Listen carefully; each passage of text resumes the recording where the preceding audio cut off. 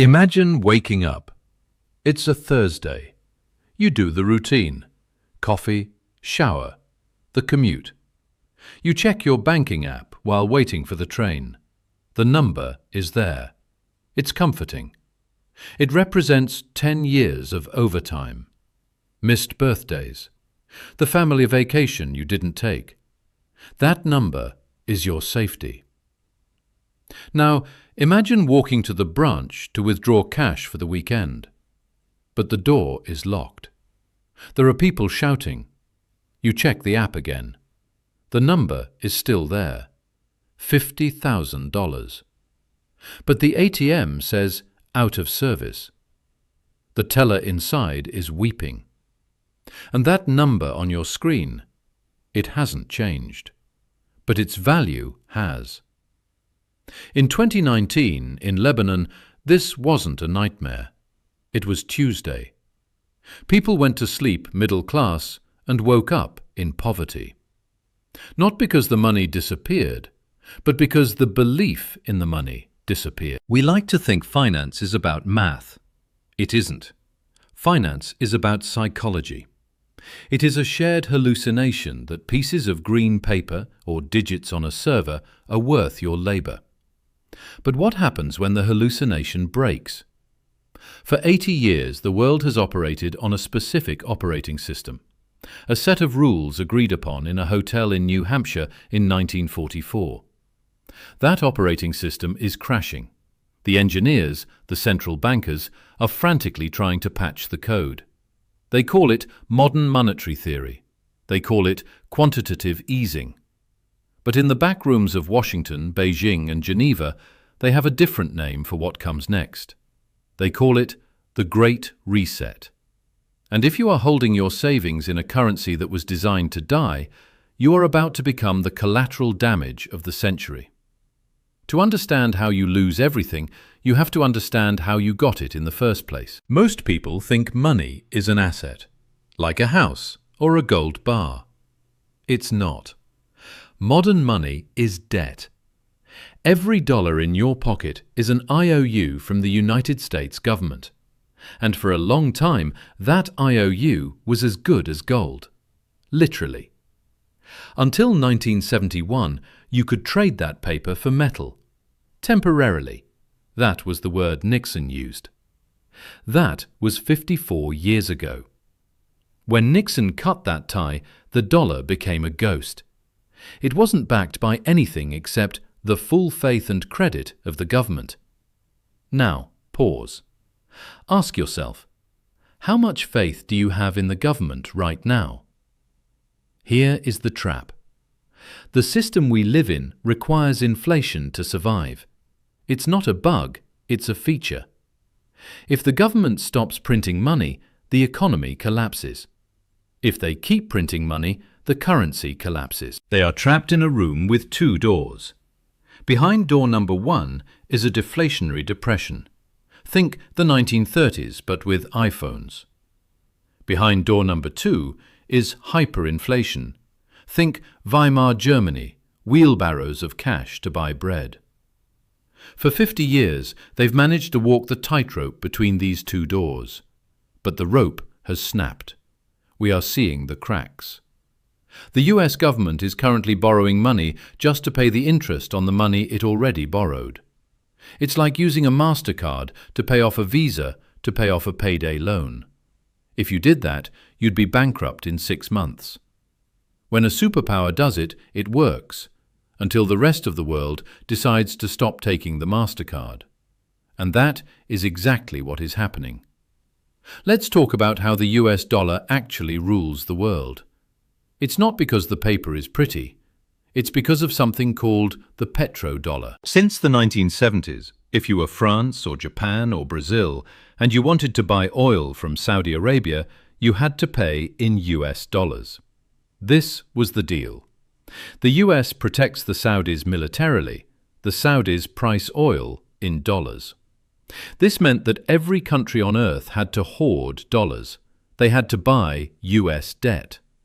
This created a permanent artificial demand for the dollar. It allowed Americans to live beyond their means for decades, We exported inflation to the rest of the world, and they sent us cheap TVs and cars in return. It was the greatest economic magic trick in history. But in 2022, the US did something that scared the hell out of the world. When the US froze Russia's central bank assets, a light bulb went on in Beijing, New Delhi, and Riyadh. The message was clear. Your money is yours only as long as we agree with your politics. If the dollar is a weapon, then holding dollars is a liability. This is where the narrative shifts. We are seeing the rise of the BRICS nations: Brazil, Russia, India, China, South Africa, and their new friends. They aren't just forming a club, they are building a fire exit. They are buying gold at a pace we haven't seen since World War II. Why? Because gold cannot be frozen. Gold cannot be hacked. Gold doesn't require a signature from the US Treasury to be valid. They are preparing for a world where the dollar is just one currency among many, not the king. And when the king dies, the kingdom creates a new set of laws. I want to pause here for a second. This all sounds macro, big geopolitical chess. But bring it down to your kitchen table. We're talking about control. If your bank account was frozen today, right now, because of a clerical error, or a new law, or a suspicious activity flag because you bought too much fertilizer or crypto, could you survive a month? Could you buy food? Could you pay rent? Most people think, I have nothing to hide, so I have nothing to fear. But in a financial reset, innocence isn't a defense. Preparation is. I want you to go down to the comments. Don't just type good video. Tell me, if the ATM stopped working for 72 hours, what is the first thing you would run out of? I'm reading every answer because this helps us understand the real-world fragility of our audience. And if you want to understand the mechanics of this shift before the news anchors finally admit it's happening, you need to subscribe. We are tracking the data that the mainstream ignores because it's too uncomfortable to air. Okay, let's look at the replacement system, because it's already built. The global currency reset isn't just about the dollar losing value. That's standard inflation. The reset is about the nature of money changing. Enter the central bank digital currency, the CBDC. You might say, my money is already digital. I use Apple Pay. I use credit cards. What's the difference? The difference is the difference between a fence and a cage. Right now, when you buy a coffee, your bank knows. Visa knows. But the Federal Reserve doesn't know. There is a layer of separation. With a CBDC, you have a direct account with the central bank. This gives them two powers they have never had before. Power number one, programmability. They can write code into your money. They can say, this stimulus check is for food only. Try to buy ammo? Declined. Try to buy a plane ticket? Declined. Or, even darker, this money expires in 30 days. Imagine use it or lose it applied to your life savings. This solves the economist's problem of people saving too much during a recession. They can force you to spend. Power number two, total surveillance. Cash is anonymous. It is the last bastion of private economic activity. When cash is banned, and make no mistake, that is the goal, every single transaction becomes data for the state. This isn't sci-fi. China is already doing it.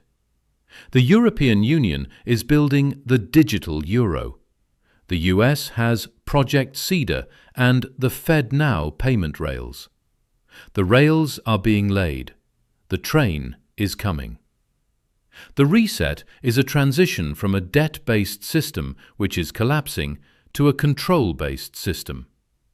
They know they can't pay back the debt. The math is impossible. So, instead of defaulting and admitting failure, they will reset the currency into a new digital format. They will say it's for safety. They will say it's for convenience. They will say it's to fight money laundering. And 95% of investors will cheer.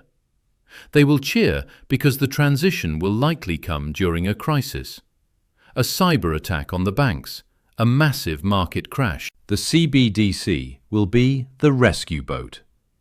Turn in your old, worthless dollars for these new, secure Fed coins. But the exchange rate might not be 1-to-1. Now, let's dial back the doom for a moment. Let's look at the timeline.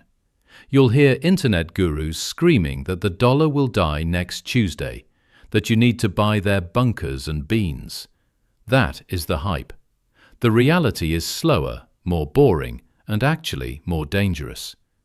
Currencies don't die overnight. The British pound was the world reserve currency for a century. It lost that title, but England is still there. The pound still exists. It's just worth less. The US dollar isn't going to vanish. It's going to dilute. The risk to your savings isn't that the bank balance goes to zero. It's that the cost of living goes to infinity. It's the boiling frog scenario. If they reset the system overnight, you'd revolt. If they do it over 5 years, blending high inflation with wage stagnation and introducing digital controls step by step, you'll adapt. You'll complain, but you'll adapt. This is the soft default. They will pay you back every penny they owe you in bonds and social security. But those pennies won't buy a loaf of bread. And the irony? The stock market might actually go up during this. In Venezuela, the stock market was the best performing market in the world in local currency. But in real terms, everyone was starving. Don't confuse a rising S&P 500 with a healthy economy. In a currency collapse, asset prices rise because the money is fleeing into anything tangible. So, where does this leave you? If 95% of investors are asleep at the wheel, looking at the nominal number in their bank account, how do you join the 5%? You have to stop thinking in currency. Rich people do not hold dollars. They hold assets. They hold businesses, real estate, gold, land, and intellectual property. They borrow dollars to buy assets, then pay back the debt with cheaper dollars later. That is how you play the inflation game. But for the first time in history, we have to worry about the permission game. The global currency reset is an attempt to solve a debt crisis by ending financial privacy. We are moving from the age of "I have money" to the age of "I have permission to spend." The technology is ready. The debt is unsustainable. The political will is forming. The only variable left is the trigger event. Will it be a war, a cyber pandemic, or just a slow, grinding decline that nobody notices until it's too late? I can't tell you when the clock strikes midnight, but I can tell you that the hands are moving. And looking at your bank account to gauge your safety is like looking at a calendar to gauge the weather. The number on the screen is a promise, and promises are made to be broken.